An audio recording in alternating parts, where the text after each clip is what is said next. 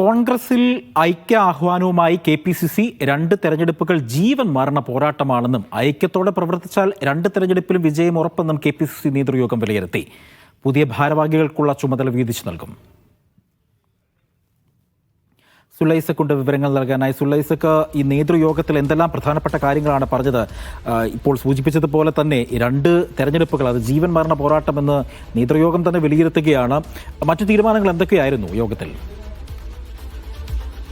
ഇന്ന് ചേർന്ന KPCC നേതൃയോഗത്തിന്റെ പ്രധാന അജണ്ട തന്നെ വരാനിരിക്കുന്ന തദ്ദേശ തെരഞ്ഞെടുപ്പായിരുന്നു. അതുകൊണ്ട് തന്നെ ആ തദ്ദേശ തെരഞ്ഞെടുപ്പിന് ഉള്ള പരിപാടികൾ, പദ്ധതികൾ ആസൂത്രണം ചെയ്യുക എന്നതായിരുന്നു മുഖ്യ അജണ്ടയായി ഉണ്ടായിരുന്നത്. എന്തായാലും ആ യോഗത്തിൽ ഇപ്പോൾ ഒരു ഐക്യാഹ്വാനം എന്നൊരു തീരുമാനം KPCC എടുത്തിരിക്കുന്നു. രണ്ട് തെരഞ്ഞെടുപ്പുകൾ എന്ന് പറയുന്നത് കോൺഗ്രസിനെ സംബന്ധിച്ച്, UDF-നെയൊക്കെ സംബന്ധിച്ച് അവരുടെ ജീവൻ മരണ പോരാട്ടമാണ്. അതുകൊണ്ട് ഐക്യത്തോടെ പ്രവർത്തിച്ച് നീങ്ങിയാൽ മാത്രമേ രണ്ട് തെരഞ്ഞെടുപ്പുകളിലും വിജയിക്കാൻ കഴിയൂ. ഐക്യത്തോടെ നീങ്ങിയാൽ തെരഞ്ഞെടുപ്പുകളിൽ വിജയിക്കാൻ കഴിയുകയും ചെയ്യും.